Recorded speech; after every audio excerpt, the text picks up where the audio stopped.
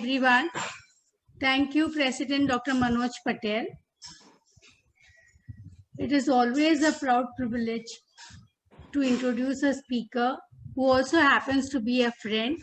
So welcome, Manju, and it is my privilege to introduce you today. Manju. Dr. Manjula Nichani believes completely in the adage, don't ask for light load, but rather ask for a strong back. She wears multiple hats effortlessly and gracefully.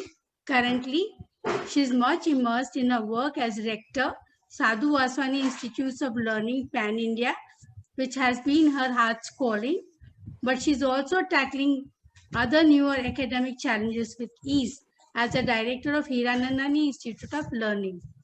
Dr. Nichani was the former principal of KC College, the director of KC College of Management Studies, and the former secretary of the Hyderabad National Collegiate Board. Besides the above official designations at heart, she is forever an educationist and a feminist. Under her able leadership, KC College has been thrice re-accredited A grade by NAC. Another fine feather in her cap was KC College being awarded the best college by University of Mumbai in the year 2013-14. Under Dr. Nichani's dynamic vision, KC College also celebrated its Diamond Jubilee in 2014 with the festivities being inaugurated by none other than the President of India. A pragmatic, perfectionist, yet empathetic leader, a lady with iron hand and a gentle heart. She stands tall as a lighthouse in the field of academics.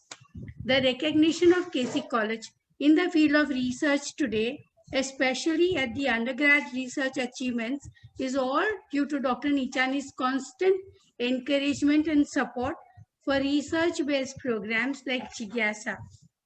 Dr. Nichani has traveled the world and brought out her worldwide experiences, enriching her talks and lectures.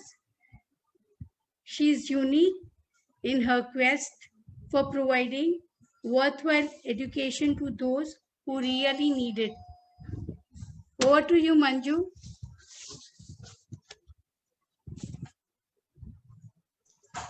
Thank you.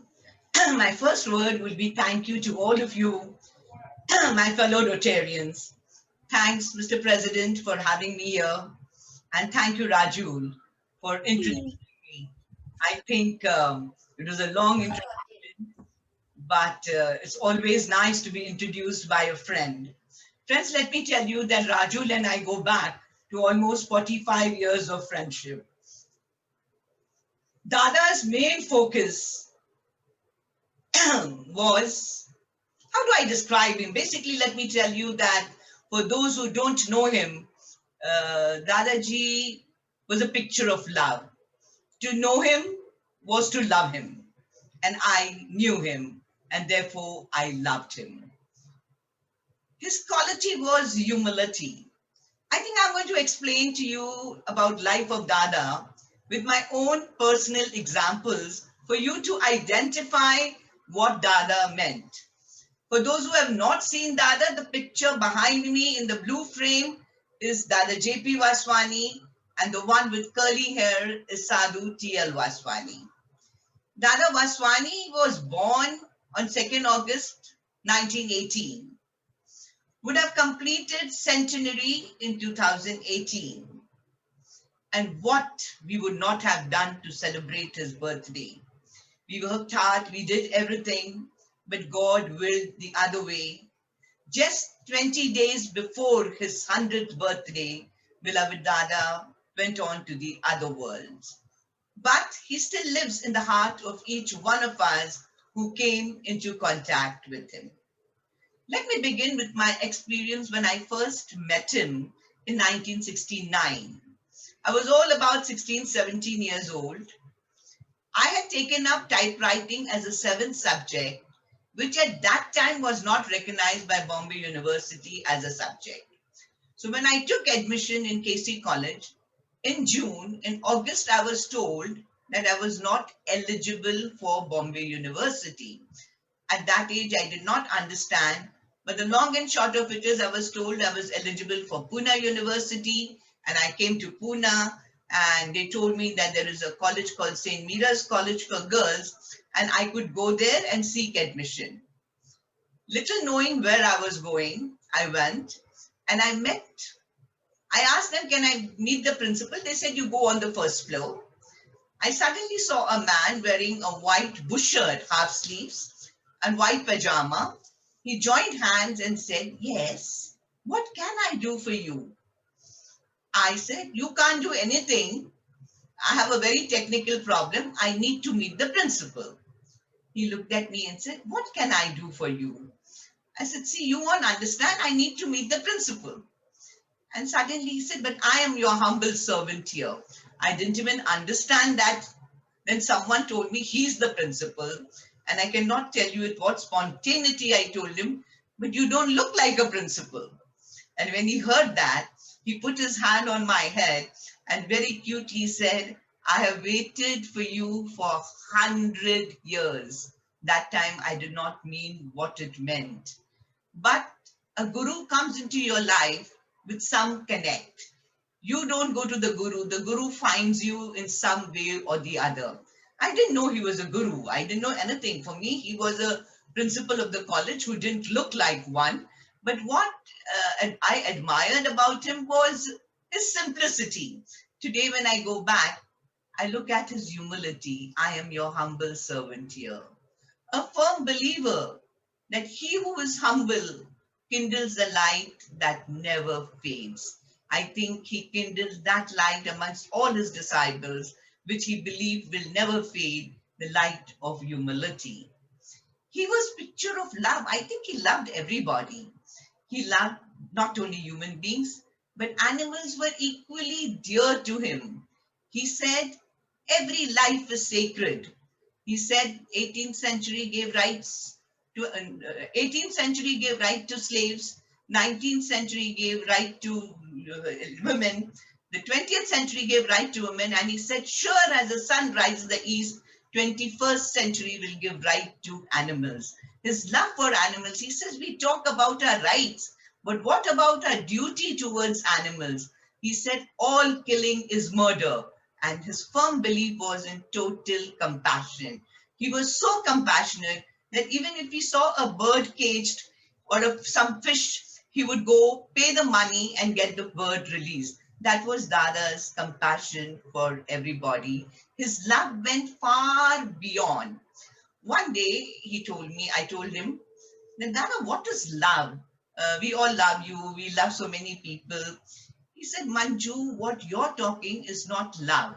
What you're talking is moha. You're talking of attachment.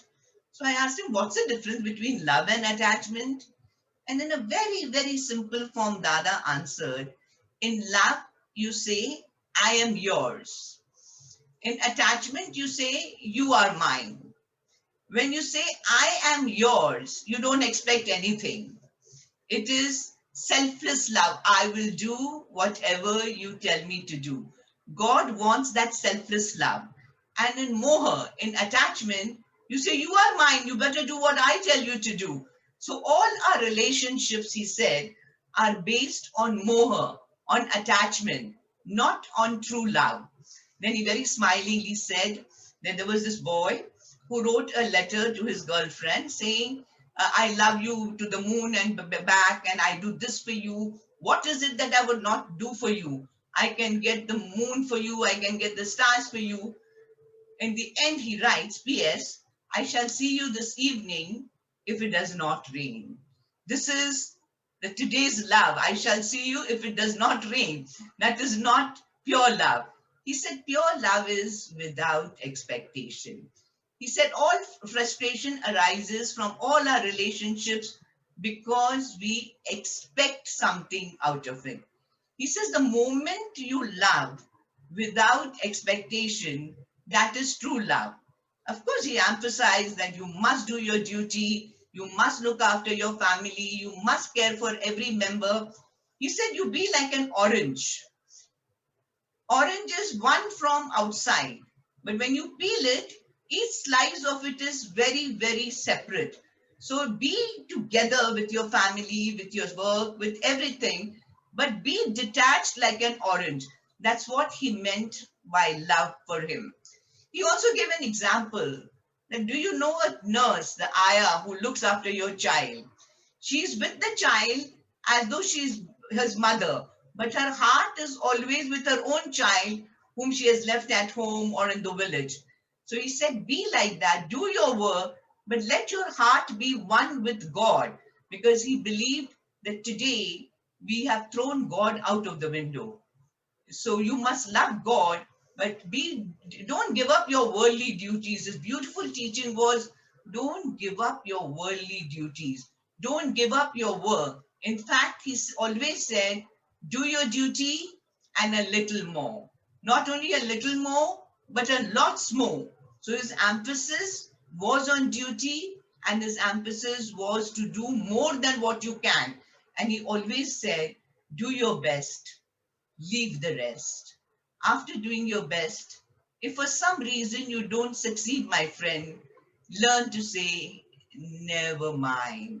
He said, where we have failed is that we have not learned to say, never mind. We keep on wanting. He says today the youth commits suicide so easily because we have not taught him to accept failures. He emphasized that failure and success are two sides of the same coin. If you succeed or fail, but what we have been doing and what as parents we have been doing, that we have emphasized only on success. What more can you do? If you have got 99, why you did not get 100? Why you didn't do this? Why can't you do that? So I think the whole focus goes beyond expectation only on what you want. So we look at success, we measure everything by success. But isn't failure an equal part of life? Isn't failure, because in all our lives, not only in examination, there is so much failure in relationships, there is so many failure in our financial, we lose so many people, there are so many failures. But failures, he said, are very important in life. And therefore, my dear parents, he said, teach children to accept failure. Don't make them that only success is your birthright. Success is nobody's birthright. By all means, set an impossible goal. Try to reach the highest, but don't be disturbed or frustrated if it does not happen. Therefore, he said what is very important is your attitude towards life. He said if you have a positive attitude, it's very important. You can see the glass half empty, you can see the glass half full. It all depends on how you see life. Let me give you a personal example. I lost my father when he was 52 years old. And I was absolutely devastated. I did not know what to do.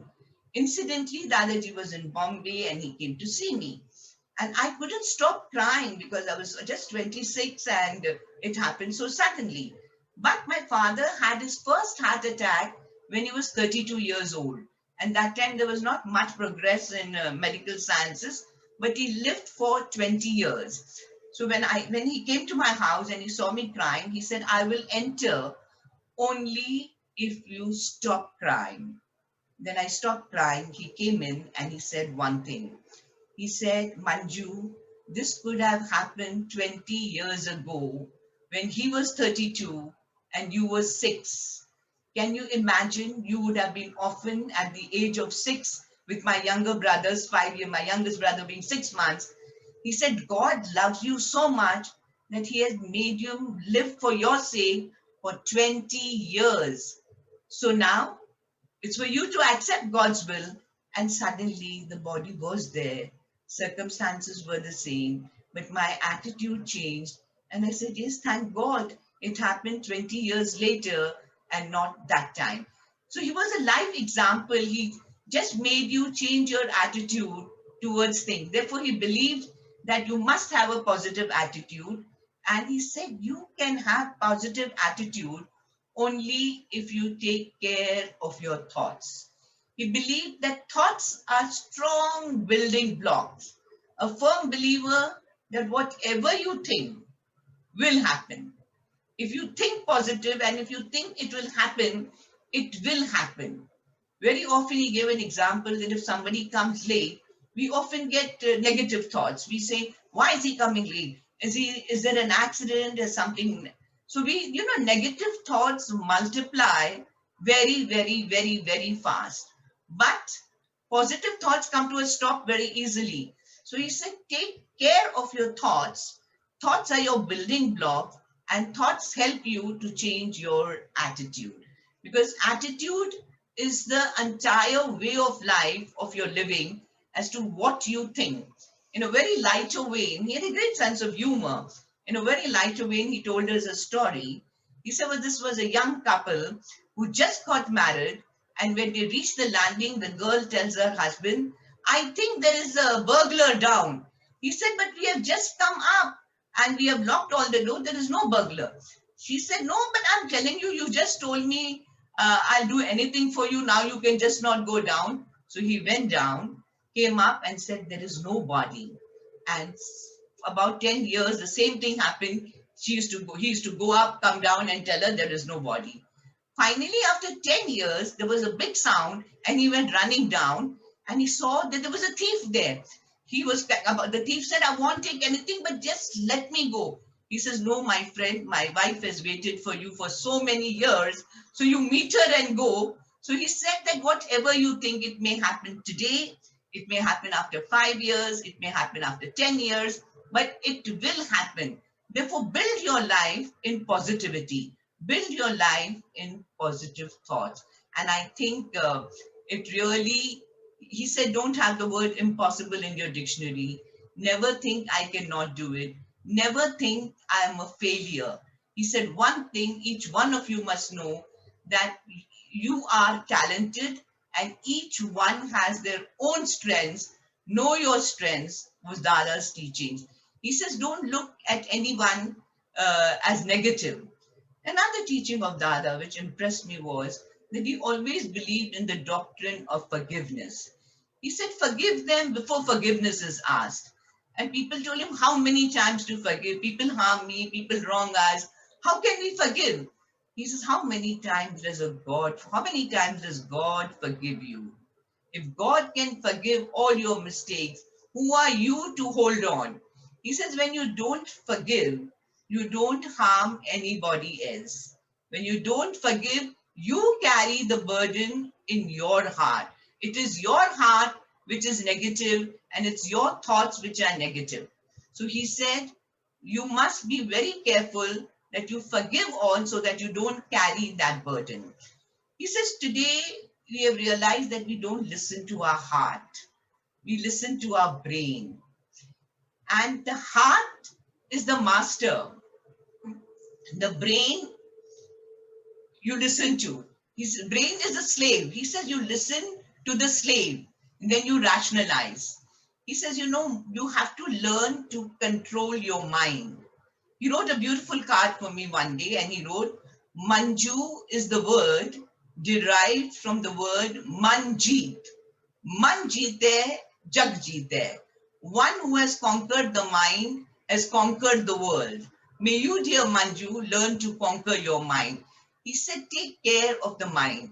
People tell him that, Dada, when we sit for meditation, a lot of negative thoughts come, we think of everything else, but we cannot concentrate on meditation. He said, don't try to control them. He said, you know what they are? These thoughts are like naughty children. Whenever you tell a child not to do something, he'll do it more.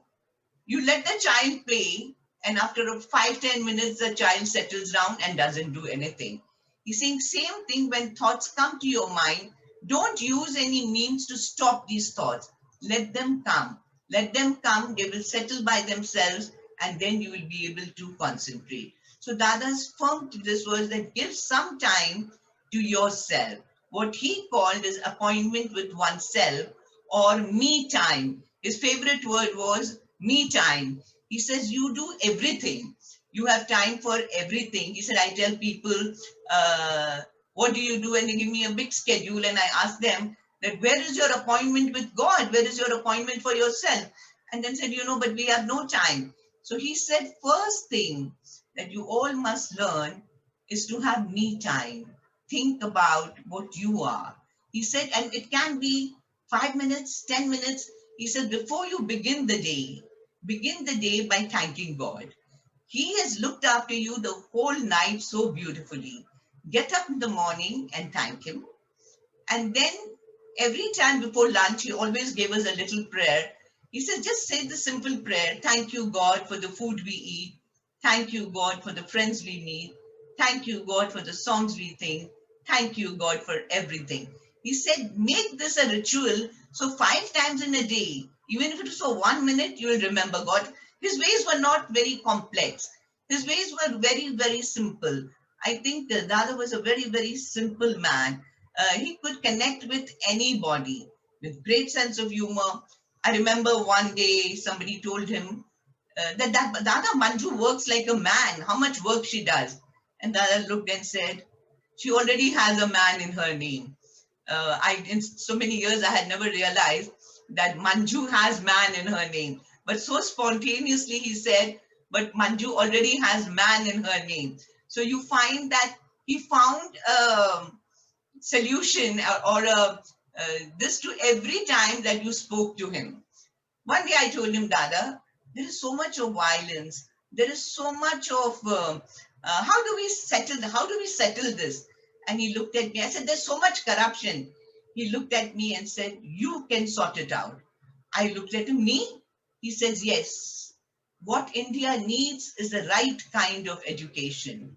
He said, education, I don't know, he said, whether you have failed education or education has failed you all, but you have to change the entire education system. He said, what we have done is we have started giving a lot of information. He said, teach the children that life is larger than livelihood. What we have been educating, we'll do MBA, how much salary we will get, what will be our package, but they don't learn how to face adverse circumstances in their life.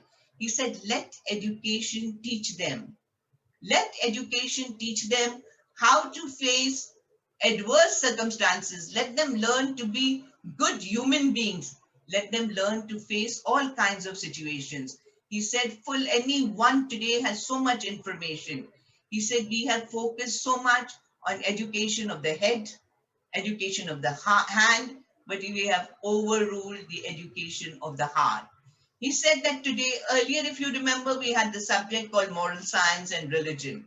Today, they have stopped moral science because they believe that it's kind of religion. We have thrown God out. He said, bring God back.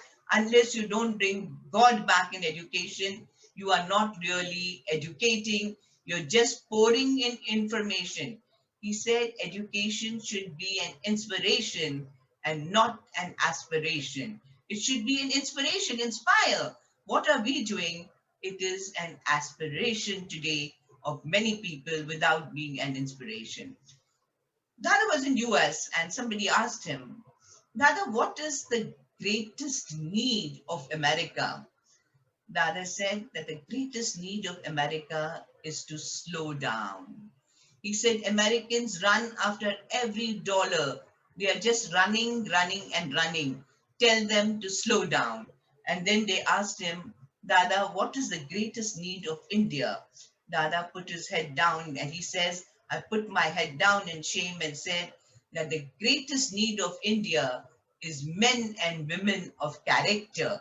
He said, today we don't have men and women of character, and these men and women of character can only be developed with the right kind of education.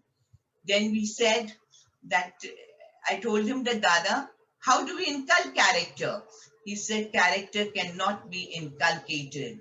Character is not taught, it is caught. Therefore, what we need is men and women of character who enter education, become role models. Today, how many role models do we have whom people can imitate or would like to be like them? So Dada believed that if anything can change India, is the right kind of education. And he said that the most crucial years of education are when the child is very small. He said parents are another very, very important agency of educating their children. He says they don't realize that children are, they are the role models for their children. Again, he always told a little story, which I never forget to share. He said that there was this little boy who was who had done a painting and was very keen that his father sees it. Now, you know that parents are very busy. The father was watching the TV and seeing the share market going up and down, and the child goes and says, Papa, please see my painting. And the father said, Come after 5 minutes. The child again went after 5 minutes and said, Papa, please see my painting. And the father said, Come after 5 minutes. He did it 2, 3 times. But you know, children never give up. So he went again. And the father said, To stop this nuisance, what he did, he had the newspaper in which there was a world map. He tore the world map and told the child, Now go set the world map and come. He thought, now the child of 5 cannot set the world map. So he will come after a while. But after 5 minutes, the child came back and showed him the world map. He says, My son, how did you do it? The child smiled and said, Behind was the child's picture. I set the child right. Set the child right, and the world will be set right. Dada said, Children are your richest treasure. If you set the child right, the world will be set right. Today, we have failed to inculcate the value of giving. Dada's another teaching was service. He said, To give is to live. He said, I have one tongue, but if I had 1 million tongues, with every tongue I would have said to give, give, give. Giving is not only financial giving. He said, People need a smile. He said, We are living in the world where there is need for so much to give. Very often, he said, opposite of love is not hate. Hate is an emotion. Opposite of love is apathy, indifference. People say, as long as it is not happening to me, why should I be bothered? This apathy, this indifference is the problem which is ailing New India. In cities, especially, we find that we are not bothered even as to what happens to the neighbor.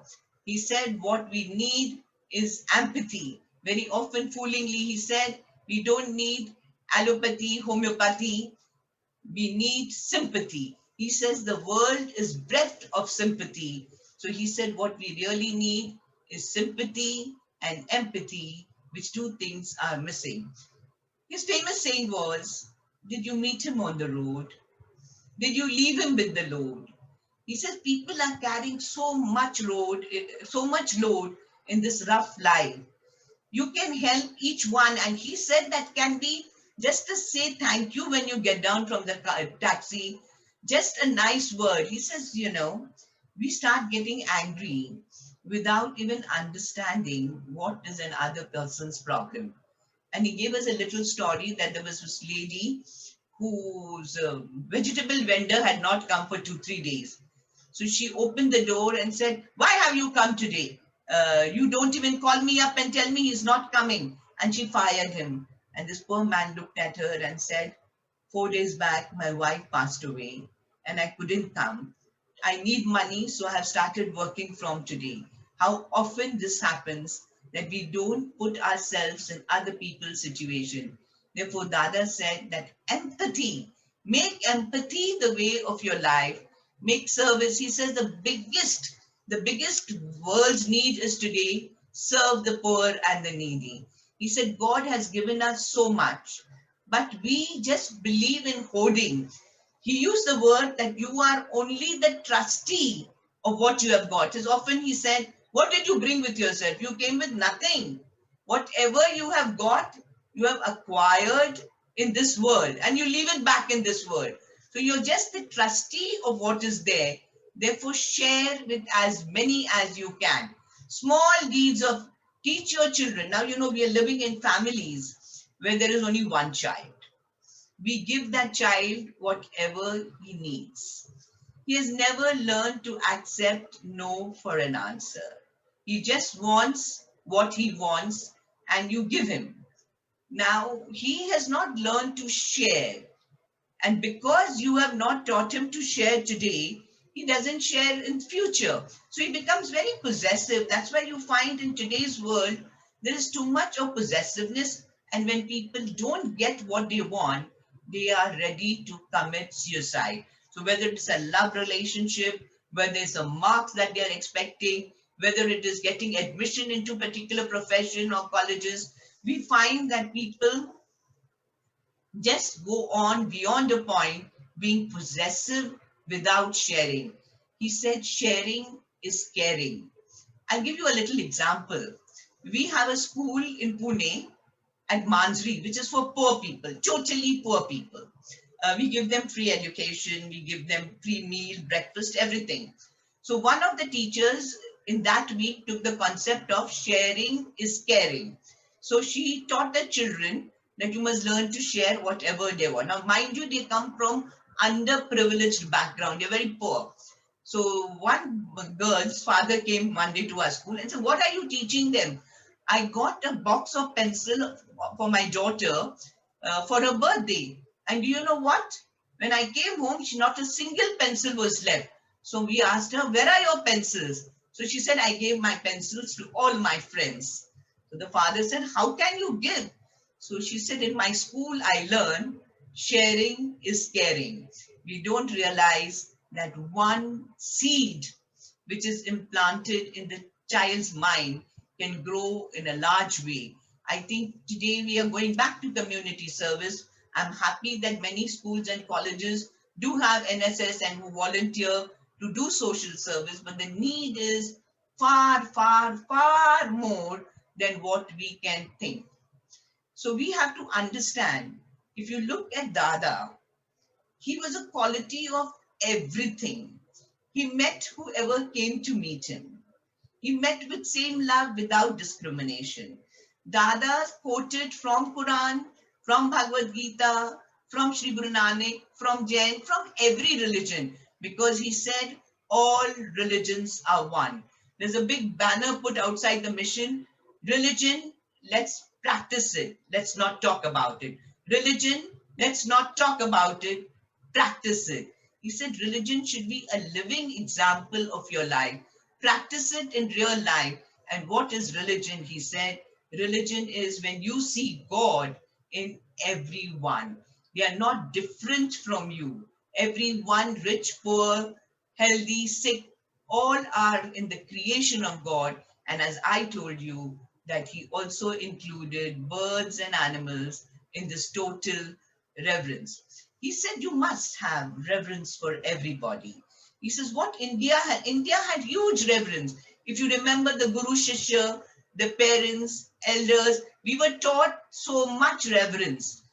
We still have the custom of touching feet. What is it? It's basically reverence. Today it's become more of a ritual, but it means that you must respect all elders. Today, in modern times, we have forgotten. Look at, we think we are very modern when our children talk to us in a particular way. Go chill, mom, take a chill pill. And we are very proud that our children are talking in a modern way. But what we have done, we have lost reverence. He said you should have reverence for people who are below you. You must have reverence for people who are above you, and have reverence for people who are with you. Reverence for all. He says, moment you have reverence, you're not going to hurt. Moment you have reverence, you're going to see God in everyone. I think we have lost that reverence totally. Again and again, Dada was a great writer, a great orator, and he read a lot of books. He could speak on any topic you told him to speak.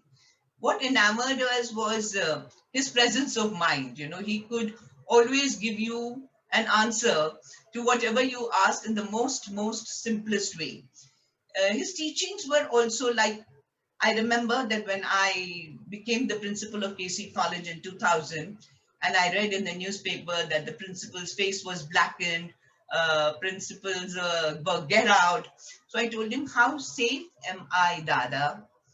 And he looked at me and said, as safe the child is in the mother's lap. Can the child be more safe?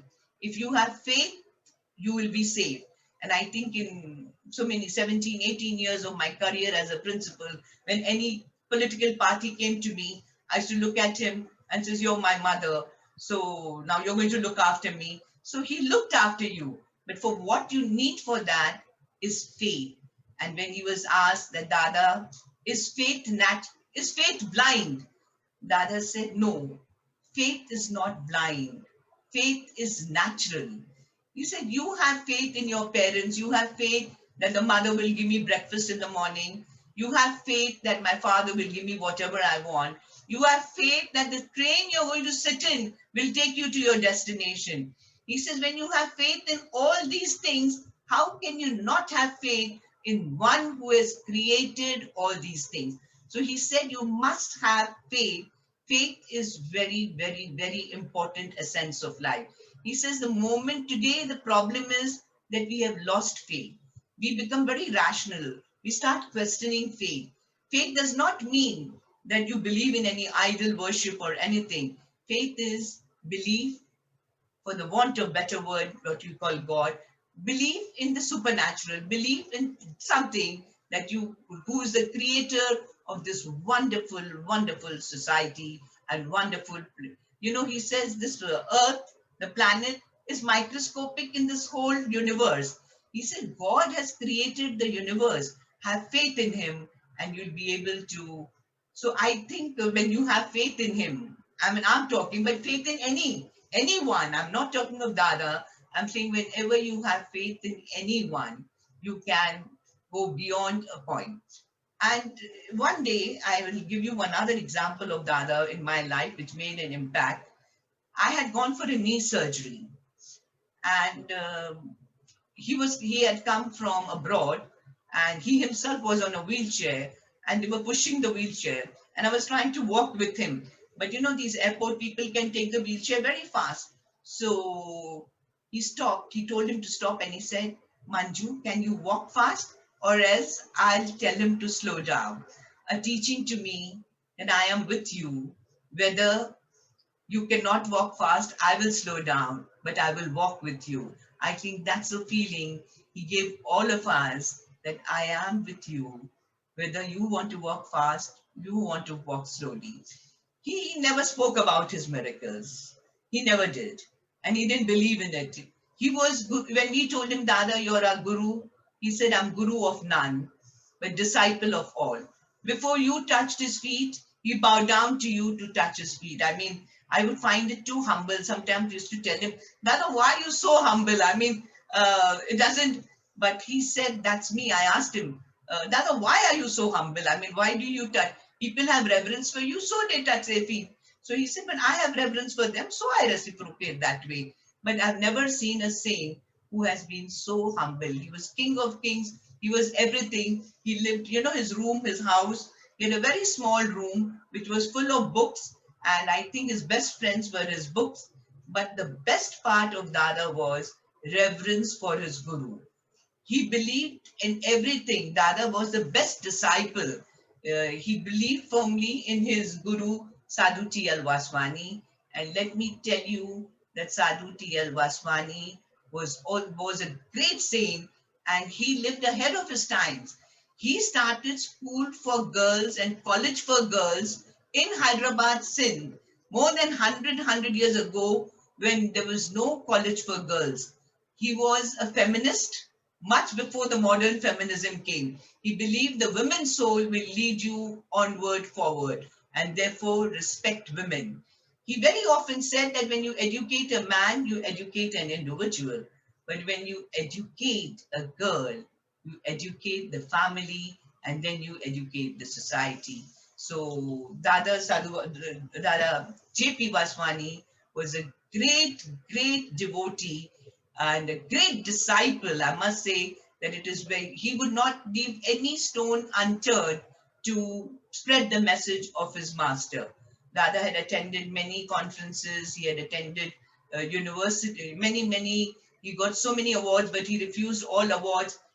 He never was wanting to be in the limelight, but those who knew him just loved him. To know him was to love him. I think I can go on and on, but I can see that my time is over. Thank you for having me here. It was wonderful. About Dada, I can just go on because I just love him. Thank you very much for having me here. Thank you.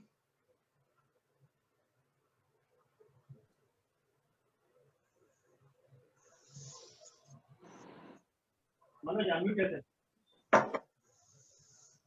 Manoj, unmute yourself. Thank you, Manju. It was excellent lessons for all of us to learn and to know Dada's views and points and how to behave in our life. These are all practical points. It was very good. I would request if anybody has any questions, we can take one or two questions if anybody has. Please put them on the chat.